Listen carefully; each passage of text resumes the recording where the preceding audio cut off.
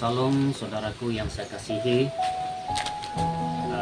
Saya bersyukur sekali karena boleh hadir di kampung Intu Mabit, kampung yang begitu jauh dari pedalaman, yang kalau dikirakan naik motosikal masa dalam 5 jam untuk sampai ke kampung Intu Mabit. Dan sekarang nih ataupun petang ini saya berkesempatan bertemu dengan Bapak Pendeta Edward yang ada di kampung Intu Mabit ini dengan hati yang cukup tenang ataupun hati yang sangat gembira. Dia menyambut kami yang datang dari tim Kucing, dan kemarin kami tiba di tempat beliau, dan di kesempatan hari ini beliau ingin berfungsi sedikit bagaimana dia pengalaman hidupnya dari masa remaja sehingga dia boleh percaya Tuhan Yesus, dan sekarang ini menjadi sungguh-sungguh percaya dan menyerahkan hidupnya dengan Tuhan. Dan petang ini saya ingin menyapa Bapak Pendeta Edward. Oke, gimana Pak? Sekarang ini pada mulanya Bapak ini memang asli Kristen kan? Ya, kalau saya sih dari mulai bayi, dari orang tua juga ya Kristen. Tapi kan yang namanya Kristen itu sebenarnya artinya katanya pengikut Kristus kan. Tetapi kata Kristen ini kan biasanya disematkan di KTP. Ya, KTP artinya memang saya KTP-nya memang Kristen. Tapi perilaku saya kan pada waktu saya itu belum terima Kristus bukan pengikut Kristus. Kalau kita melihat, karena suka ribut, suka ngacau, suka kelahi, suka bertinju, ya banyak dosa, hampir semua dosa mungkin sudah dilakukan. Karena yang disebut Kristen pada dasarnya sebenarnya adalah pengikut Kristus. Nah, pengikut Kristus itu kan tidak melakukan hal-hal seperti itu. Jadi kalau secara KTP tertulis ya memang Kristen, tapi perilaku itu bukan Kristen gitu. Itu sebenarnya kalau pertanyaan seperti itu. Sebab memang kalau ditanya ya banyak orang Kristen, kalau didata semua banyak Kristen, tapi kalau dilihat perilaku kan tidak perilaku Kristen. Kalau suka mencuri, mabuk, zina, ya, itu kan sebenarnya bukan perilaku Kristen, itu bukan perilaku pengikut Kristus itu. Nah, jadi kalau mau jadi Kristen yang sebenarnya saya baru berapa tahun sebenarnya menjadi Kristen yang sebenarnya mengikuti Yesus itu, yang membuang rokok, mabuk, zina atau apapun itu kan cuman baru belasan tahun sejak saya mengenal Tuhan. Ya, ketika saya malahan ketika saya dibaptis, ya, ketika saya dibaptis waktu itu masih juga melakukan kejahatan, umur 30 tahun saya dibaptis, saya masih melakukan kejahatan, yaitu rokok juga, mabuk juga, judi juga, dan segala hal itu ya. Tetapi ketika Tuhan panggil kita ya dirombak habis, ya semua rokok, mabuk, minum, perjudian ataupun perzinahan itu dibuang habis. Disitulah saya baru bisa menyebut nama saya Kristen, pengikut Kristus. Jadi setelah Bapak meninggalkan kegiatan yang seperti mabuk itu, di sana Bapak tahu, di sana Bapak sudah boleh dikatakan orang Kristen gitu. Iya. Jadi sejak bila Bapak boleh percaya dengan sungguh kepada Tuhan? Ya, waktu itu umur saya sih udah 35 saya rasanya. Saya udah punya anak dua. Istri saya kan agamanya Katolik, nah, karena dia orang Dayak. Saya tinggal di kampung Dayak. Jadi dia menikah dengan saya pada waktu itu belum bertobat, judi, peminum, pemabuk. Ya, saya suka kelahi, kalau minum emosi saya suka kelahi, dan berapa kali istri saya sampai menangis terus, dan saya pernah masuk penjara, malahan masuk penjara. Maka kalau dipikir istri saya sendiri juga hampir sebenarnya itu sudah tidak yakin dengan orang Kristen walaupun dia Katolik ya yakin karena pribadi perilakunya orang Kristen kok gitu juga. Katanya Yesus itu kan baik. Di situ saya pikir istri saya waktu saya pukulin orang dulu, berapa kali saya pukulin orang dan istri saya tahu saya itu orang jahat. Lalu saya masuk ke penjara, orang tua urus saya. Lalu istri saya sudah nangis betul-betul karena bukan sekali dua kali saya dikeribu. Dimana saya pergi, di situ saya dikeribu, mukul orang, hantam kepala orang. Bahkan di depan istri saya berani mukulin orang juga. Atau di depan istri orang, suaminya berani saya pukulin. Jadi kalau dibilang Kristen, saya jelas pada waktu itu karena Kristennya secara KTP ataupun mengikuti orang tua, tapi saya belum terima Yesus. Ya, kita kalau sudah terima Yesus sebenarnya baru disebut dia Kristen.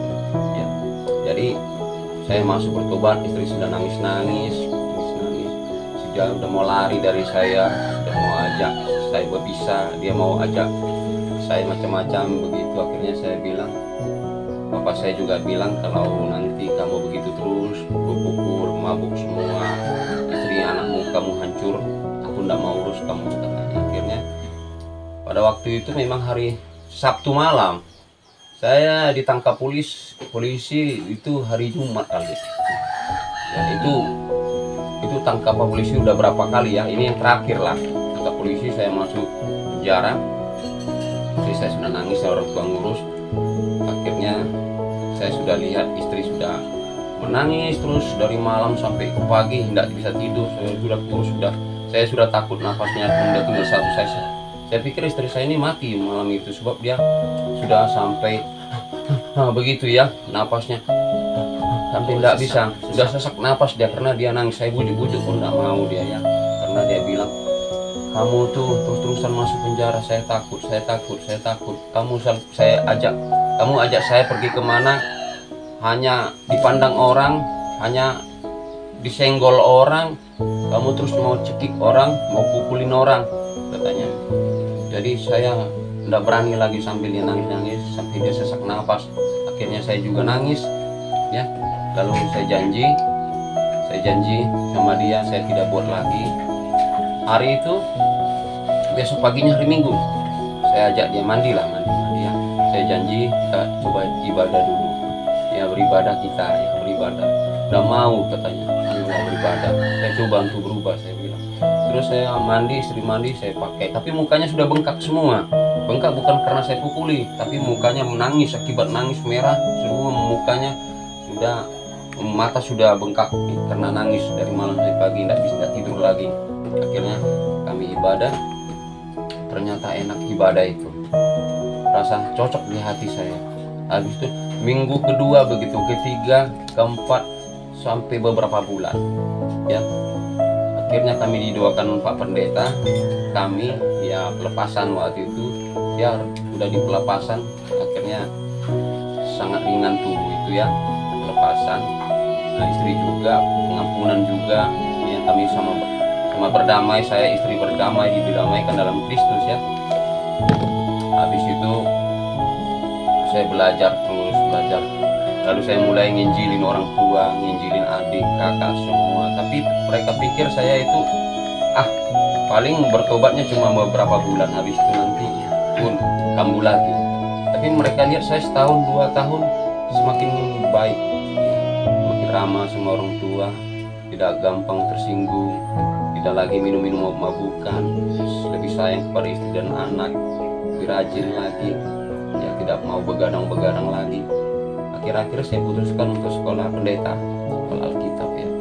Lalu saya sekolah Alkitab ya, sekolah Alkitab. Akhirnya saya lulus. Lalu saya ditempatkan di Kalimantan ini kembali.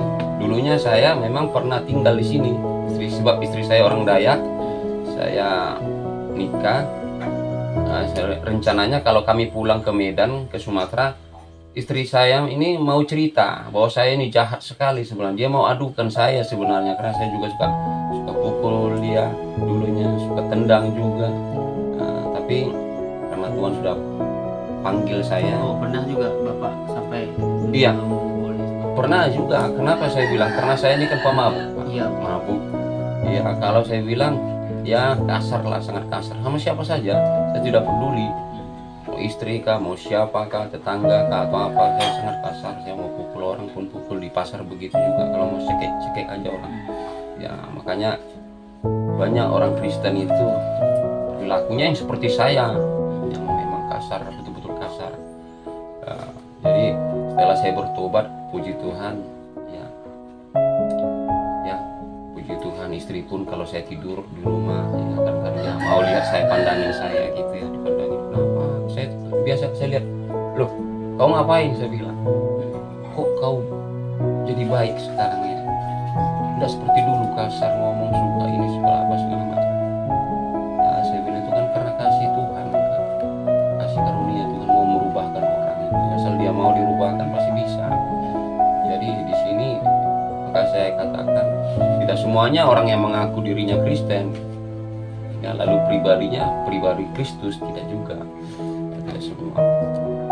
Tetapi seharusnya memang kita, kalau kita sebut kita Kristen, seharusnya kita juga harus mengikuti pribadi Tuhan kita, caranya lemah lembut ngomong ya, belas kasihannya kuat tinggi ya, menolongnya orang Tuhan kita. Itulah sebenarnya kita harus bisa, pribadi Tuhan kita itu menyangkut kepada diri kita ketika kita sudah menjadi orang Kristen sejati kan ya, itu sebenarnya Pak. Jadi setelah yang saya pertanyaan saya, setelah masa Bapak belum percaya, masa Bapak masih mabuk-mabuk, masih melakukan kejahatan, masa itu sudah ada anak belum? Anak saya sudah 2 malah waktu itu, sudah ada 2. Anak saya sudah hampir SD masuk masa itu, yang satu masih baru ya mau di kandungan ya. Jadi saya pikir waktu itu kami tinggal di Kalimantan, istri bilang saya bikin hubungan ke Sumatera karena 20 tahun tidak pernah ketemu dengan keluarga. Lalu saya telepon, lalu mereka bilang suruh datang, mereka tidak tahu saya sudah nikah. Istri saya ajak ya ke Sumatera, kita pulang ke Medan, saya bilang.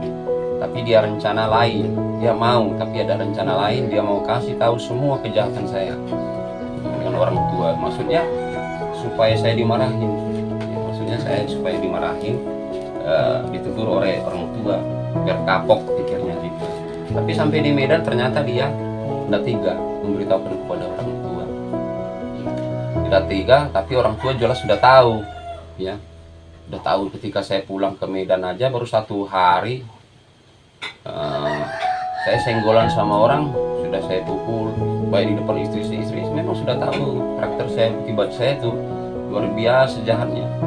Saya emosi saya kelas tinggi, bukan emosi biasa, kelas tinggi. Mata orang memandang aja sama saya udah saya pikir mau melawan saya ya. Dia memandang saya itu sudah, kadang-kadang saya mau rokok dulu sampai saya suruh orang beli rokok lebih besar dari badan saya suruh kau beli rokok saya ini, saya suruh beli rokok. Padahal di situ ada toko untuk jual rokok. Saya bilang saya suruh dia, kau beli rokok sana, ini duit beli rokok sana, Ji Samsung. Saya bilang, loh, lai katanya, teman saya orang Batak juga. Saya belikan rokok itu tapi di situ dekat. Tapi kalau di sana aku nggak mau, itu kan banyak mobil lewat, nanti saya ditabrak mobil. Saya bilang, kamu mau apa tidak? Dia tinggi besar. Kalau kau tidak mau, nanti saya pukulin kamu. Lalu dia bilang, sehebat apapun lah, sejago apapun lah, saya tidak akan mau. Saya tidak akan mau. Tapi akhirnya, ya, saya hitung sampai 3. 1, kalau kamu tidak mau, saya pukulin. Langsung dia duduk. Nggak mau, kenapa rupanya kan? Langsung saya berdiri, langsung tendang kepalanya. Saya pukuli. Waduh, bingung, dia lari. Habis itu dia datang. 3 hari kemudian dia datang duduk. Saya bilang, kalau kamu datang di sini, saya hitung 3. 1, 2, 3. Kalau kau tidak pergi lari, saya akan pukuli kamu lagi. Langsung diambil kereta. Di sana kan di Medan kereta namanya, engkol keretanya, dia lari.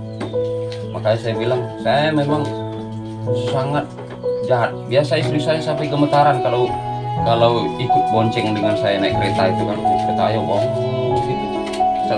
dikit aja gitu orang saya kejar, tangkap, tempeleng, pukul, sampai istri saya sendiri udah gemetaran dia. Kenapa? Lihat saya emosi juga, saya juga heran, emosi saya luar biasa tingkat tinggi sekali emosi saya. Ya, kadang-kadang saya mau balik-balikkan meja-meja orang kalau sudah marah. Begitu juga mama saya waktu saya pulang ke Medan, saya libur dengan keluarga. Itu rumah mama saya itu saya hancuri, benar. Kaca-kaca itu saya hancuri kacanya.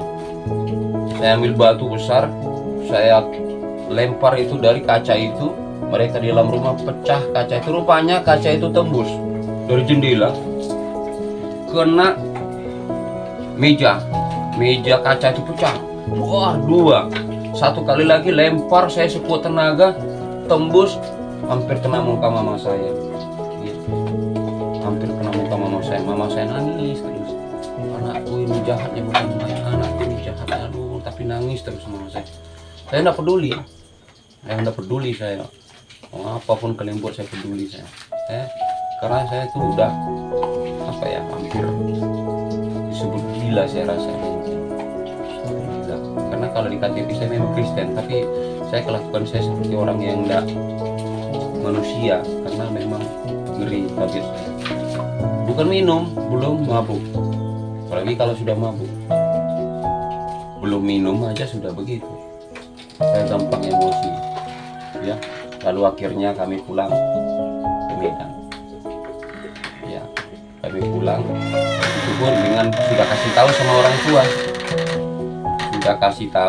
orang tua. Saya telepon. Akhirnya dia angkat telepon. Siapa ini nak? Dulu itu cerita saya waktu masih di Kalimantan. Saya udah punya anak. Tapi tabiat kan saya masih jahat juga. Saya pulang. Orang tua udah senang. Tapi tabiat saya macam tabiat saya masih lajang, malah lebih gawat lagi tabiat saya itu. Itulah istri katakan tadi, mau dianukan, mau dikasih tahu tabiat saya. Ternyata malah menjadi-jadi saya di sana. Saya ngurus KTP, orang tidak mau ngurus karena KTP saya kan KTP Kalimantan. Nah, surat pindah ndak ada, kakak ndak ada. Akhirnya saya pergi kantor camat minta mau dibikin KTP. Ya, ternyata mereka ndak layani saya. Saya pukulin lagi pekerja di situ di kantor camat. Saya pukul, saya tendang, saya pun marah saya. Ya, sudah saya kasih uang 500, 600 enggak mau, begitu saya pukulin. Saya suruh lapor polisi kalau kamu berani saya. Akhirnya enggak juga dilapor. Terus akhirnya enggak lama lagi saya kelahi lagi, banyak sudah. Saya kelahi, berpukul-pukul dengan tukang becak, berpukul dengan supir angkot, ya supir bis juga di Medan itu. Tapi yang terakhir ada orang yang saya pukulin, itu yang membuat saya masuk penjara sebenarnya. Ya, saya pukul mukanya berdarah ya. Itu istri saya itu yang ketakutan sampai takut dia sampai saat saya udah masuk kantor polisi Medan Kota. Ya, saya ditangkap di polisi Medan Kota, Polsek Medan Kota waktu itu. Istri saya sudah gemetaran. Papa boy, katanya datang teman-teman saya kasih tahu sama istri saya. Papa boy kan ditangkap. Yo, kasih tahu istri saya, kasih tahu sama mertuanya bapak saya. Oh, udah nangis dia. Udah tenang Inang, kata orang Batak kan bilang Inang gitu ya. Inang, tenang aja nanti bapak nanti urusnya. Ya, tapi istri saya nangis terus. Itulah yang membuat saya sampai pagi itu yang saya ceritakan tadi mau mati rupanya istri saya gara-gara kelakuan saya ini. Ya, anak saya juga sudah ada. Istri saya juga masih hamil besar waktu itu. Aduh, hamil besar betul. Sampai dia, aduh, ngeri saya lihatnya. Akhirnya saya lihat tidak mampu, jangan sampai mati istri saya di Medan. Saya juga sadar, tiba-tiba sadar saya jangan sampai mati istri saya di Medan. Saya harus bertobat.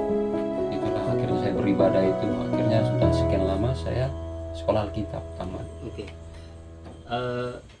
Bagaimana cara Bapak boleh percaya dengan Tuhan ataupun kembali ke Tuhan? Ya, pertama memang saya begitu jahatnya memang. Ada teman saya marga Simarmata, Rantu Simarmata, teman saya diinjilin. Ditanya saya, Lai orang Kristen, katanya. Yalah, Kristen lah, saya bilang dari muda, dari kecil, dari perut ibu mungkin saya udah Kristen, dari nenek moyang kami udah Kristen. Tapi saya rasa Lai enggak Kristen, katanya. Dia bilang Lai, ipar itu kan. Kalau orang Medan bilang Lai itu ipar artinya. Wah, katanya, aku enggak yakin Lai Kristen. Waktu saya belum bertobat tuh. Kamu tuh ada saja, saya bilang. Saya marah lagi sama dia, marah saya. Kamu itu, saya bilang, kamu itu yang baru Kristen. Kalau saya tanya nenek saya, opung saya bilang, opung saya, bapak saya itu tanya itu, saya bilang, dari dulu kami Kristen. Ah, enggak percaya saya Kristen. Kenapa kau bilang enggak percaya? Kau kan merokok katanya. Lah kan merokok. Saya bilang sama dia, kau ini udah gila kata. Jadi apa hubungannya merokok itu dengan Kristen? Coba kau pikir, saya bilang. Saya merokok kenapa rupanya? Saya kan Kristen, ini KTP saya Kristen. Enggak Kristen. Dia panas-panasi saya itu, mungkin dia panas-panasin ya. Enggak mungkin. Lah tiap kali pulang kerja minum. Mabuk, minum tua katanya. Jadi kalau minum tua enggak Kristen? Iyalah. Dia panas-panasi saya terus. Enggak Kristen. Jadi gimana maksudmu supaya jadi Kristen, saya bilang? Gimana menurut kamu itu? Orang Kristen itu tidak merokok. 1 Korintus 3:16 katanya. Tidakkah engkau tahu bahwa tubuhmu adalah bait suci Tuhan dan roh Tuhan berdiam di dalam kamu? Kamu bilang Kristen merokok. Kau bilang kamu Kristen mabuk katanya. Saya bilang, kamunya aneh-aneh, saya bilang. Macam kamu yang pintar, macam kamu yang hebat, macam kamu yang Kristen. Jadi orang lain yang merokok-merokok sana, yang mabuk sana, tidak Kristen. Saya bilang, itu kan cuma KTP gitu. Iya kan? Nah, saya tiap minggu dia ketemu, bahkan bukan setiap minggu, setiap hari ketemu. Setiap hari sengaja dia datang sama saya untuk menginjili saya. Yang lain tadi ini dia itu orang lain.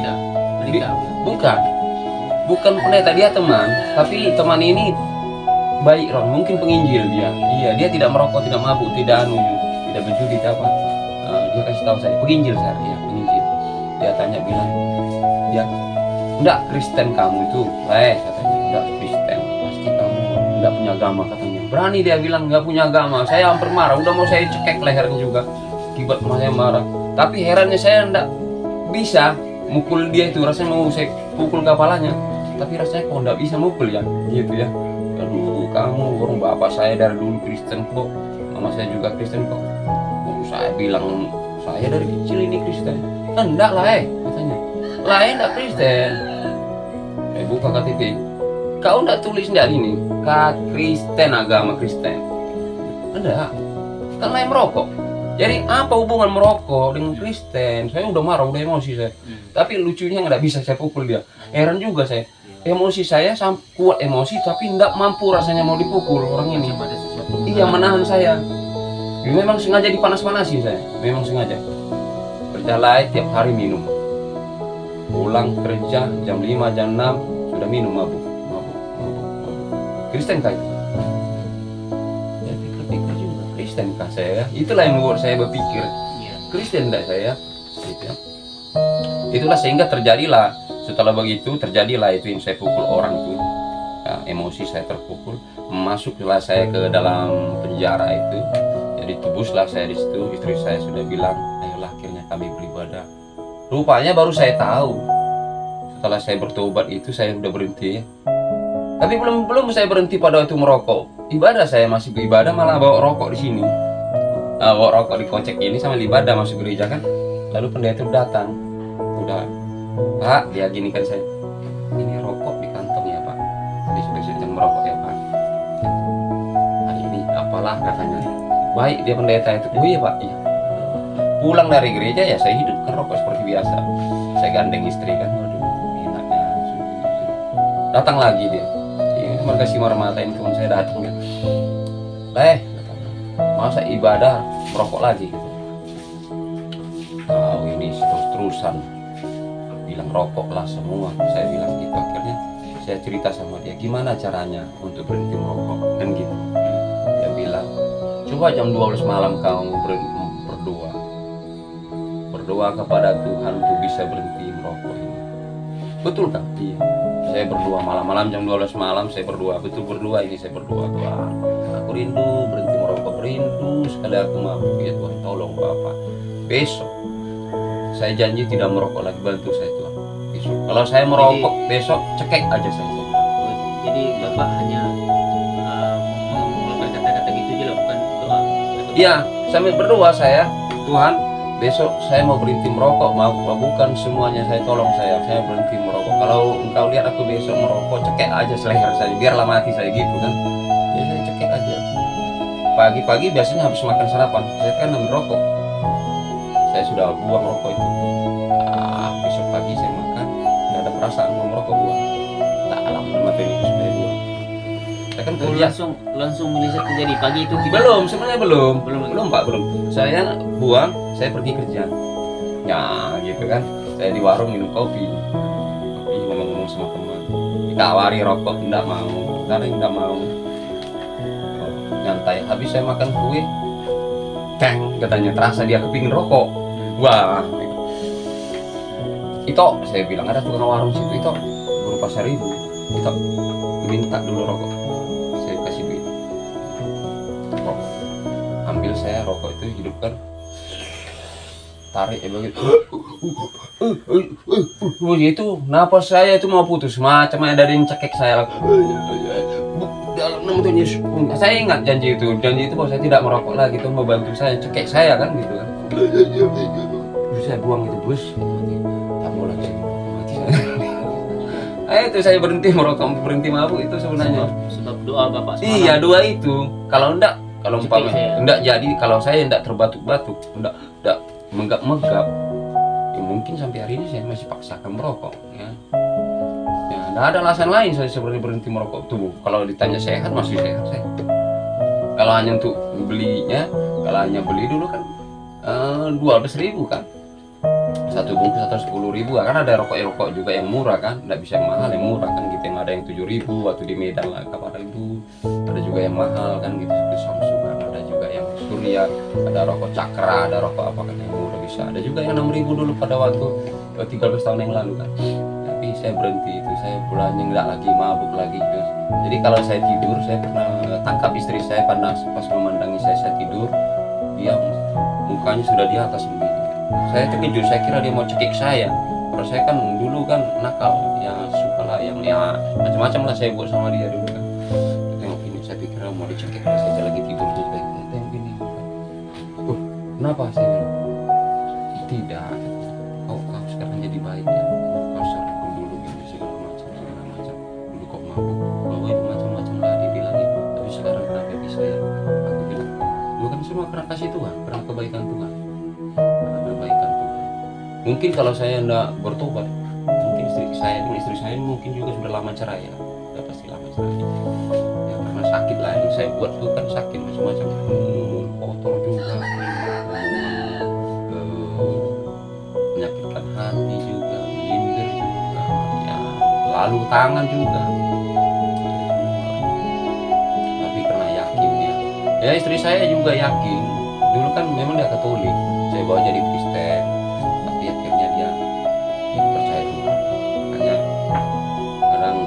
Atau keluarga kita itu bisa percaya kalau kita juga berubah. Kita bilang harus mengikut Kristen itu begini-begini, tapi ternyata kita sendiri juga tidak mencerminkan Kristen itu. Makanya Bapak tanya tadi kan, sudah lama kan menjadi Kristen? Kalau hanya sebagai aja ya diikut dari orang tua memang sudah lama. Tapi Kristen sesungguhnya sebenarnya itu kan bukan karena kita di KTP. Ketika kita sudah lahir baru, sudah bertobat, sudah meninggalkan manusia lama, kebodohan, kejahatan, semua itu sudah kita tinggalkan. Itulah sebenarnya yang Kristen. Gitu, Pak. Oke, setelah Bapak percaya dengan Tuhan, apa yang Bapak boleh rasakan setelah percaya? Ya beda. Kalau saya kan pasti sudah tahu ya perbedaan antara orang yang sudah mengenal Tuhan itu, mengasihi Tuhan, dengan yang tidak itu kan. Dulu kan semua rasa khawatir, tidak bisa bikin apa-apa, rasa khawatir tidak makan besok, rasa khawatir tidak bisa nyekolahkan anak, rasa khawatir orang intai kita di belakang royok, rasa khawatir semua dikhawatirkan. Tapi sekarang ini kan tidak lah, karena kita ngikut Tuhan itu, Tuhan sudah berjanji kan ya, tentang Matius 6 itu ya, ayat yang ke-25 itu tentang kekhawatiran ya, janganlah kamu khawatir ya.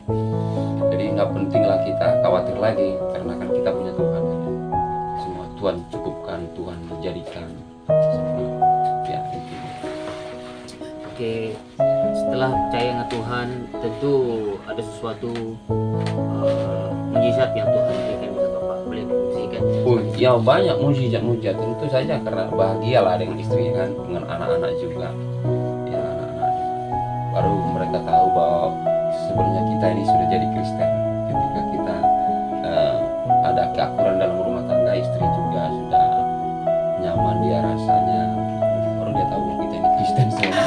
Ini kan nggak tahu dia itu kita Kristen, walaupun KTP Kristen ini nggak gaya-gaya stylenya orang Kristen kan gitu kan, suka marah-marah, suka pukul, suka suka mabuk, suka begadang, suka tinggalkan rumah, ya.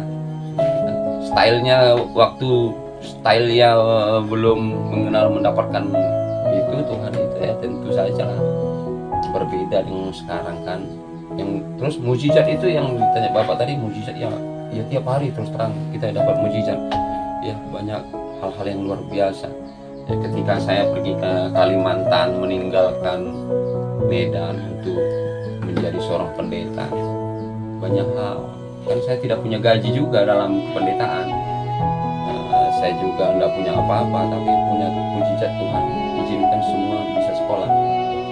Ada yang kuliah di Solo ya, universitas ya, walaupun STT, anak tamat SMA juga mau melanjut kuliah, ada juga yang mau melanjut SMA ya.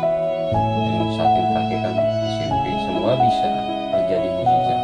Yang tadinya tidak mungkin memiliki rumah, tapi puji Tuhan, nah, Tuhan izinkan punya rumah, bukan mengemis, bukan minta sana bikin proposal, bukan. Nah, karena kebaikan Tuhan semua itu banyak sekali mujizat. Kalau bicarakan mujizat itu ya dahsyat mujizat itu. Iya. Jadi ketika Bapak sudah pulang dari sekolah kitab dan sudah melayani, masa itu sudah dapat ini, masa itu siapa yang orang pertama Bapak melayani di kampung? Iya, pertama waktu saya tamat dari sekolah Alkitab itu kan dikirim surat sama saya bahwa sudah sekolah, sudah tamat, kepada yang terhormat Edward Panggabean katanya ya, untuk besok dilantik sebagai pendeta PDP gitu kan. Saya baca, saya enggak terlangsung senang, happy, bahagia, enggak, saya malah menangis saya. Ya, dengar nih, ini satu kata-kata yang bagi siapa-siapa yang di luar sana, jangan kita beranggapan kalau kita sudah lepas dari sekolah kitab dan kita rasa bangga untuk jadi yang disebut nama pendeta. Jadi bagi Bapak Edward nih, ketika dia keluar dari sekolah kitab, dia merasa ketakutan, sudah cerita. Iya, saya ketakutan. Dapat saya baca surat begitu kepada yang terhormat Edward Kennedy Panggabean di tempat besok dilantik sebagai pendeta pendamping PDP. Saya baca tanggalnya, jamnya, saya menangis malah. Saya nangis. Kenapa nangis saya? Artinya kan sukacita orang jadi diangkat punya gelar pendeta kan. Tapi saya nangis. Kenapa saya nangis? Saya takut kalau saya salah nyampaikan firman Tuhan. Ya, bukan karena saya ojina lagi atau mencuri lagi, kan enggak. Tapi kalau saya salah nyampaikan firman Tuhan lalu orang tersesat, ya, itu yang saya takutkan. Karena di Matius itu ya 18 kalau salah itu ya. Jika orang katanya ya, menyesatkan seorang saja katanya, itu lebih bagus tuh batu kilangan diletakkan di lehernya, dicampakkan ke lautan dalam. Jadi kalau kita menyesatkan orang, saya takut di situ, saya takutnya takut saya sesat. Mungkin kalau umpamanya udah mencuri lagi lah, oke, udah merokok, udah mabuk lagi, oke, udah berzina lagi, oke, bisa. Tapi ini kan berbicara konteksnya kan bukan, pendeta itu artinya guru, mengajar orang supaya bertobat. Lalu salah saya mengajar tentang Trinitas, saya salah tentang ajaran-ajaran lain, bagaimana baptisan yang baik dan benar, saya salah semua. Saya kurang pengetahuan, kurang ilmu, kurang semua, akhirnya salah orang. Akhirnya kalau saya punya banyak jemaat nanti lalu orang ini masuk neraka, yang saya yang paling banyak dibakar malahan. Kenapa? Ya karena saya salah. Di situ saya takutnya, kenapa saya boleh jadi pendeta ya? Nanti salah orang, salah nyampaikan firman Tuhan, baru semua sesat nanti. Saya pikir, bahaya ini saya takut nangis ya. Rasa-rasa saya nggak mau ditabiskan sebagai pendeta pada waktu itu. Tapi akhirnya saya mau juga. Lalu setelah saya ditabiskan jadi pendeta, saya bilang sama istri, gimana? Kita pulang Kalimantan lagi yuk. Kita menginjili di sana, kita buka pelayanan, kita buka gereja. gereja kita ajak orang untuk selamat kepada Tuhan. Istri ya jelas mau karena dia memang aslinya orang Dayak dan rumahnya kampungnya di Intubu ini, ya jelas mau dia. Nah, akhirnya kami pulang ya cari-cari ongkos lah juga sana sini kan, cari-cari ongkos supaya kami bisa kembali. Karena pada waktu itu kami pergi cuman ada tiga orang. Setelah kami pulang, anak sudah 4, tambah istri tambah saya sudah 6. Ongkos pesawat sudah berapa, ongkos mobil berapa, ongkos makan kami tengah jalan Kalimantan, Medan. Nah itu berapa? Kami harus beli tiket, pada waktu itu harganya mahal. Ya, mahal sekali waktu itu, hanya penerbangan ke Medan dari Padang, karena itu transit ya. Dari Medan kami harus ke Batam dulu, dari Batam 1 tiket lagi kemari. Jadi waktu itu 1,5 juta seorang. Karena bulan 7 kami ingat waktu itu pas mulai masuk orang anak sekolah, ya sekitar bulan 6 tuh kami berangkat dari Medan itu. Jadi ongkosnya pada waktu itu memang ongkos pesawat besar pada waktu itu. Tapi sampai Kalimantan kami tidak ada apa-apa, tidak ada piring, tidak ada semua sudah pada tidak ada lagi. Tidak ada piring, parang udah ada, pisau pun tak ada. Sisa uang cuma 700.000. Lalu ada family kasih, keluarga dari istri kasih 4 piring, ada warna hijau, biru, kuning, ada sendoknya 2, ada sendoknya tidak ada kepala, ya, ada pakai kayu saya ikat-ikat, ya itulah sabarlah. Akhirnya ada juga piring selusin 2 lipsing sampai sekarang, ada juga sendok, ada juga puji Tuhan lah, dengan pelan-pelan. Nah, untuk Pak Muhammad, Bapak ini sebenarnya dia bukan berasal dari kampung ini. Bapak ini suku Ya, orang Sumatera, orang Batak. Dan dia pernah ceritakan dengan saya ketika dia datang ke tempat ini dan dia bercerita, dia mengatakan, saya percaya di sebelah sana saya akan dapat calon istri. Dia katakan begitu. Jadi dari sana benar-benar apa yang diucapkan dari kata dia itu benar-benar terjadi. Ya, sekarang ini kata-kata itu sudah terlihat. Sekarang ini dia sudah mendapatkan bakal ataupun calon istrinya yang menjadi istrinya sekarang ini. Nah, ini Pak, ketika Bapak datang sini, macam mana pengalaman Bapak? Sebab kan jalan ini tidak bagus kan? Iya. Jalan yang macam mana? Adakah rasa penyesalan tuh ada? Ya. Dulunya ini jalan setapak. Kalau kita lihat jalan setapak udah ada yang bisa motor, mobil, nggak ada yang bisa sepeda, nggak ada yang bisa. Jalannya tanjak tinggi, turun-turun akar-akar kayu, pohon-pohon semua nggak ada bisa. Kami kalau mau beli garam itu pikul. Dulu kan belum ada namanya genset, belum ada seng, belum ada orang pakai seng rumah, belum ada, susah. Jadi kami mau beli garam, mau beli minyak lampu, karena pakai minyak lampu, pakai pelita, hidupkan pelita, pakai minyak lampu itu kami harus nore kami pikul, jualnya jauh ke Bedigung, ada 4 jam pikul, 40 kilo, 30 kilo, iya. Nanti pulangnya juga pikul lagi segala minyak lampu, mecin, garam, semua peralatan itu, hasil itu tadi, bumi tadi, seperti karet itu tadi jual, itu kan sembako itu. Jadi pikul lagi, setengah mati lah, capek sekali, ini habis lagi sakit-sakitan. Sekarang puji Tuhan walaupun jelek jalan sampai banjir, ya kan motor, tapi udah bisa motor lah. Ya kalau dulu tuh gawat kalau sempat. Saya kan sudah menikah sudah 22, ya 22 tahun 2000 saya nikah. Sekarang 23, berarti 23 tahun yang lalu saya nikah. Bayangkan 23 tahun yang lalu, akar pohon di mana-mana, pohon besar di mana-mana, ya tidak ada jalan, dipikul semua belanja sembako itu dipikul jauh-jauh 4 jam 5 jam. Ya saya bilang terbuang sebenar saya di sini. Tapi itulah semua rencana Tuhan semuanya. Kenapa saya bisa menikah sama orang Dayak lagi, pelosok lagi? Tapi kalau keinginan kita kan sebenarnya kalau kita dulu pasti punya orang Barat lah ya. Orang Barat tinggi, mancung, ya hidungnya mancung, matanya biru, ya kan? Kan itu kan kalau secara daging kita kan maunya gitulah supaya dapat keturunan yang cantik lagi, yang ganteng kan begitu. Tapi ya Tuhan kan tidak mau cara kita, Tuhan mau cara Dia. Dia mau izinkan kita dapat perempuan ini di pelosok, nanti kamu jadi pendeta. Ya kira-kira gitu mah mungkin rencana Tuhan itu, kamu layani di sana. Banyak orang yang bertobat gitu. Rencana Tuhan itu. Tapi semua rencana Tuhan itu kan indah. Oke, ada tak kata-kata yang menguatkan saudara-saudara teman di luar sana supaya mereka benar-benar menerima Tuhan, percaya pada Tuhan Yesus?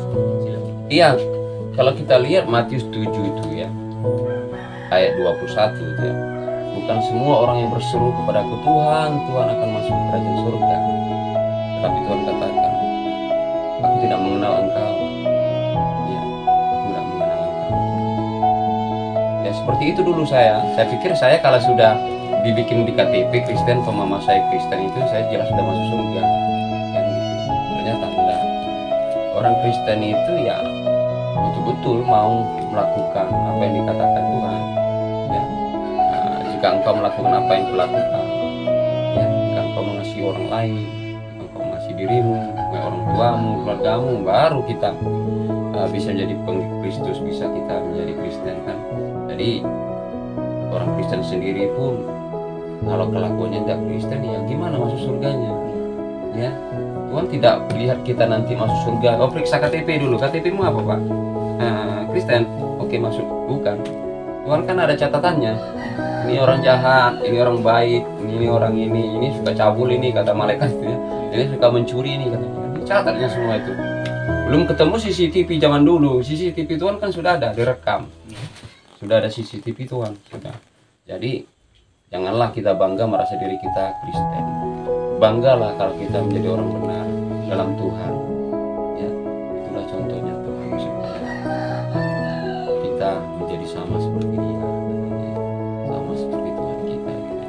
Cuma kalau ditanya mungkin berapa banyak orang Kristen di seluruh dunia ini? Mungkin orang Kristen di seluruh dunia ini mungkin sudah ada 10. Mungkin ya, mungkin ada 10 kali 10 miliar atau berapa miliar.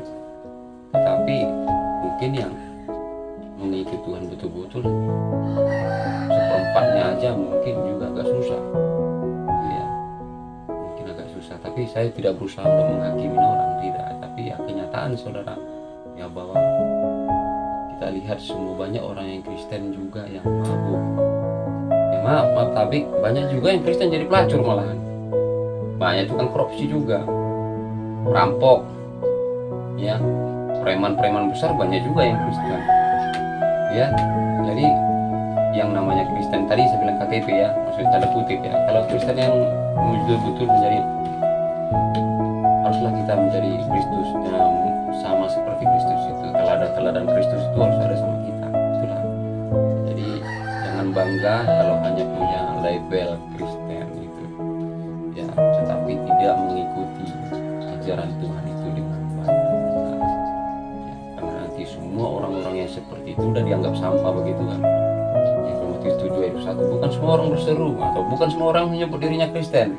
Aku ini Kristen Tuhan, Kristen dari mana namanya aku Kristen. Seperti tadi perdebatan dengan teman saya itu, dari kecil sudah Kristen, tapi kata Tuhan tidak, kau tidak pernah Kristen.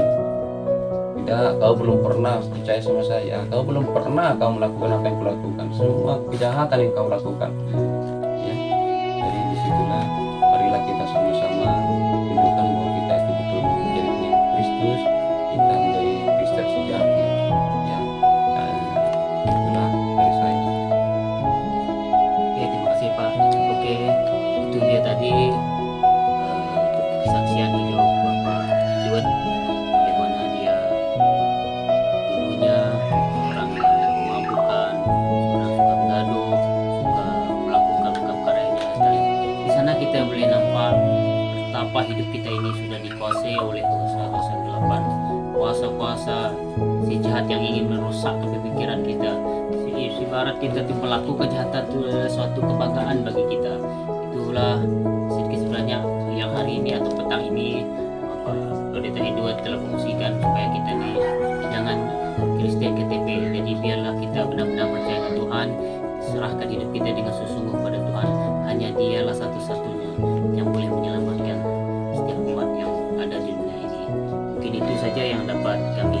sampaikan. Buat teman-teman ataupun saudara di luar sana, harap Tuhan memberkati kita semua. Salam. Shalom.